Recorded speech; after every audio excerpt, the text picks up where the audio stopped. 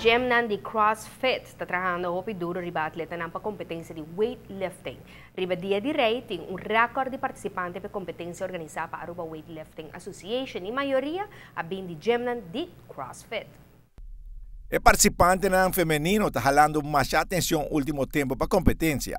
Era beslek, última competência logra hopi bom resultado e quer melhorar isso aqui.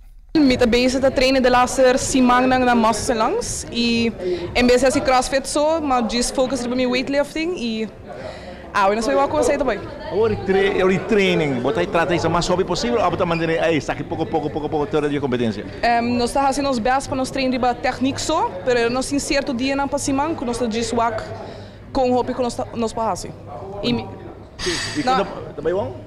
Bem no bom, tem como fazer PR, que é personal record, para semana passada, o que me tem que fazer me por fazer mesmo coisa. Técnica, melhorando cada dia? Melhorando cada dia. Mesmo de surpresa para o cliente, me espera me diz surpresa a mim mesmo, então eu estou mais contente. Michelle Raymond não compete para motivo de lesão. Well, we do best common injury. Den clean and jerk, malagi barakay mi mang. Das mi posta basta tolo. Ato mi no palaga penso que para Jenny pressão. Pero tak ma vim para moral support. Bem muito menos que eu competir a de massa langs. Pero depois de último pas seguir trein. Sim, mas seguir trein. Eigenlijk maar met PR's, dus maar bij, sim, maar subi total como está team via passar, dus me dat hoop excited para do meia, pero jammer genoeg me no por, pero tussen competência bota seguir trein, bota trabalhar para PR's, do dia de competência bota diz, bota trabalhar mais para total, como tem eigenlijk. Para o mês, como tu mira a competência, o tem hope dama para participar, como tu mira?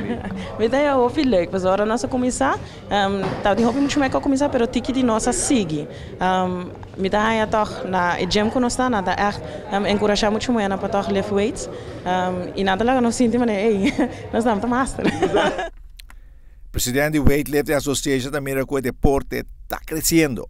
Nós queremos contente. Hoje está 3 escolas de CrossFit que estão participando na competência aqui. Em total nós vai ter 12 muito e 25 muito homens. Isso aqui é recorde nunca visto. Estou bastante contente com o crescimento sobre o deporte. Tem a boost extra também do CrossFit que lanta, não? Não, essa é a ideia também, não? Mas escola de CrossFit ou de outro lugar nós queremos contente que isso aí.